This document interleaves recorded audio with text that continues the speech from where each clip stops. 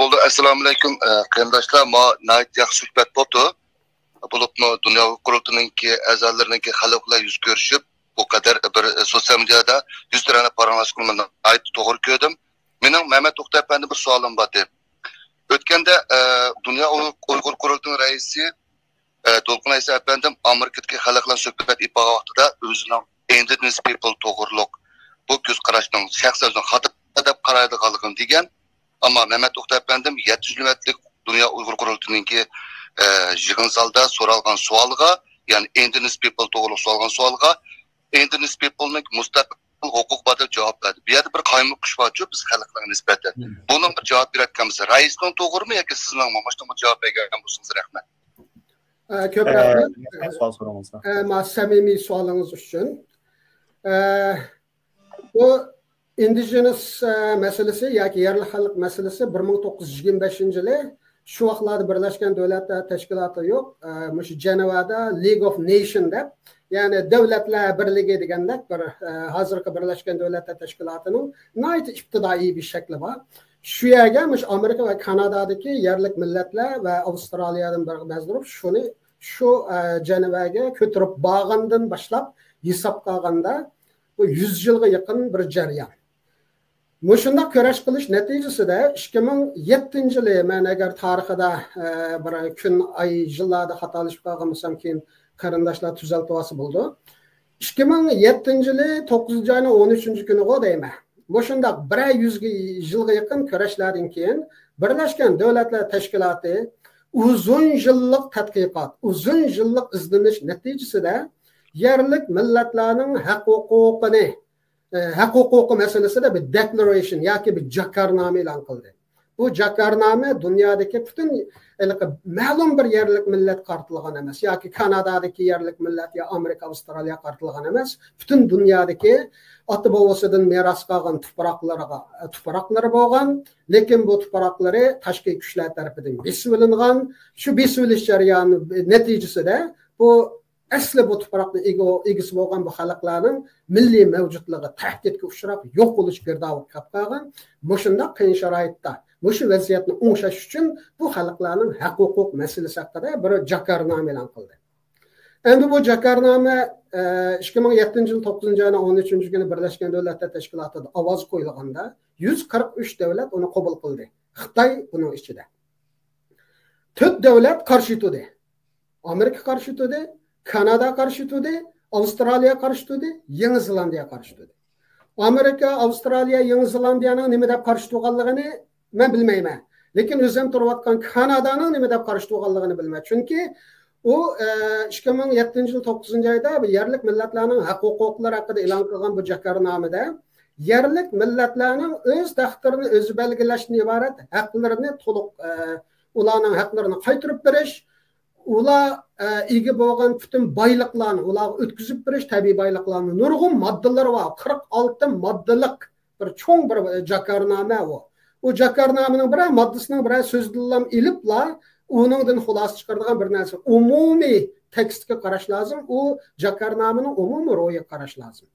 Lekin shunday bo'lsa-mu, Kanadaning uning qarshi turishining sababi Kanada yerlik millatlar bilan keyingi 100 yillardan buyon har xil shaklda şu yer boyliqlarini ichish yoki o'zining territoriyada yashayotgan yerlardagi huquqlari masalasida nurg'un to'xtamnomalarni tuzdi.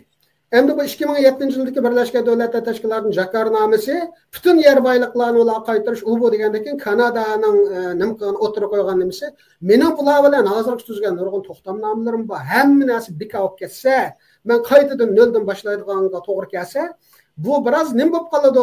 Bütün shu Kanadaning hozirgi bo'lgan bütün sistemlari nimaga uchrab qalaymi qanchalik chiqadi deganni nima qilib imzo qilmadi va undan keyin nurg'un 3-4 yil buni o'rganib, eng oxiri Kanada qabul qildi. Qabul qilish jarayonida Amerika va 3-4 davlat birlashib ba'zi shu bo'lib 46-moddasiga shu yerlik millatlarning huquqi masalasida ba'zi qo'shimcha o'zlarining nimalarini kirgizib turib buni qabul qildi va ijro qildi. Endi yerlik millatlarning mustaqillik huquqi bormi yo'qmi masalasida men tashkilotlardan yoki nimadan qarilib shu qonun bo'yicha qarayman. Yerlik millatlar yoki indigenous people, agar people bo'lgani uchun people degan xalq degan. Birleşken Devletler Teşkilatı'nın nizamnamesi var. Birleşken Devletler Teşkilatı'nın bayatın ben degen koloni yoki mustamlikasida qolgan millatlarning mustaqilligini garantiyaga ilish degan qarornomasi bor 15-10 nomerli. Uning o'xshash nurg'un xalqaro qonundagi nimalar bor. Yerlik millat inson bo'lgani uchun, shu dunyo jamoatining tarkibi bo'lgani uchun bularning o'z taqdirini o'z belgilash huquqi bor. Bu mustaqillikni o'z ichiga oladigan huquq.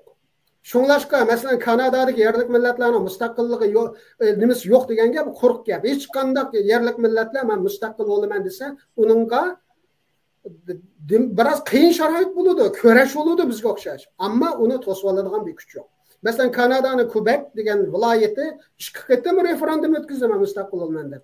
Kanada'da bir to'sib oldimi? Bu Quebecga huquq yerlik milletlarga yo'qmi? Ularning 3 territoriyasi hozir. Ular mustaqil olmaysa Kanada'da to'sab qolgan hech qanday kuch yo'q. Mustaqil bo'lolmaydi degan gap nima? Endi qurultoy raisimiz Dolqin Aysanov Amerikada bergan bayonoti ashada iliq dedi. Mening shaxsiy ko'z qarashim mundaq dedi. Dunyo Uyg'ur qurultoyi nomidan gap qilmadi u yerda. Shunlashqa raisimizning shaxsiy ko'z qarashiga hurmat qilamiz. Mening qurultoyda degani men qurultoyda shaxsiy fikr bayon qilmadim. Faqat ayadi deyilgan yerlik millatlarning mustaqilligi yo'qkan deganga onda degan ish yo'q. Yerlik millatlarning mustaqilligi bor deb yer uzun gap qilmadim. Hozirgi asoslarni tushuntiradigan vaqtim bo'lmadi. Mana hozirgi asoslar bo'yicha yerlik millatlarning mustaqillik huquqi bor. Endi mening shaxsiy ko'z qarashim bor. Lekin Dunyo Uyg'ur qurultoyining yerlik millatlar haqida hozirgacha ya biz Uyg'urlar Sharqiy Turkistonlarga yerlik millatda emasdi bergan hech qanday söz yoki yozma shakllik bir bayonot yo'q. Dunyo Uyg'ur qurultoyi hozirgacha bu masalani ijtimoiy taratqulardagi talash tortishlar bak evjik chiqib ketgan o'xshaydi. Bir qitimmi kun tartib muzokara qilgan masala emas. Qurultoydan men shuni dedim. Mana Ömer Qanot bizning ijroiy raisimiz turibdi.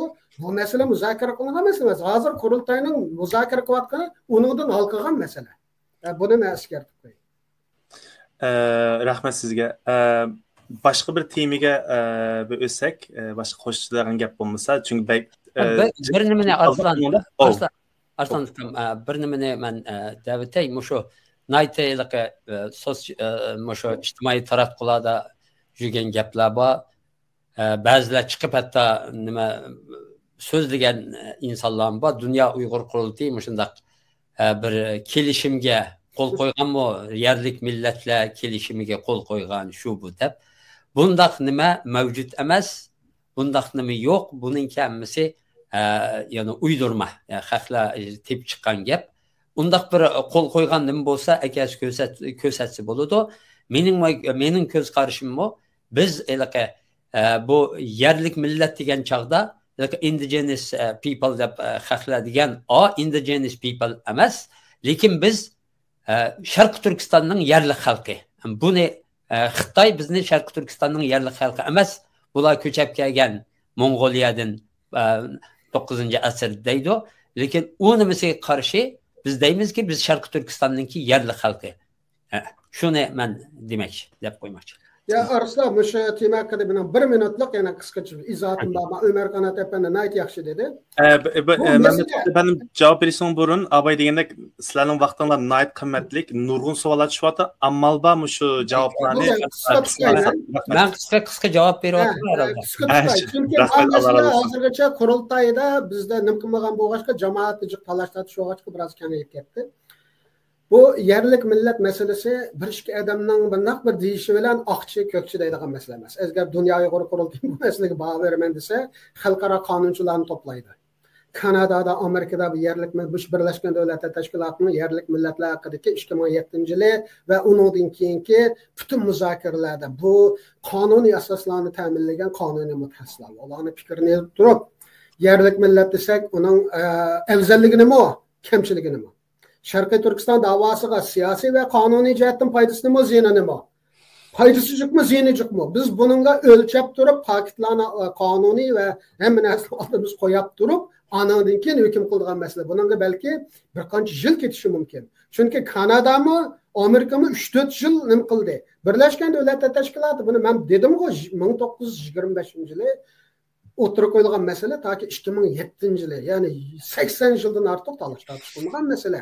Shunglashqa buni bir ishga mandaq dedi debla kesib atadigan masala emas. Yana bir jihatdan Xitoyga qaraymiz. Xitoy hozir Sharqiy Turkistonning yerlik millatlari Uyg'ur emas, Qozoq bilan nimalar?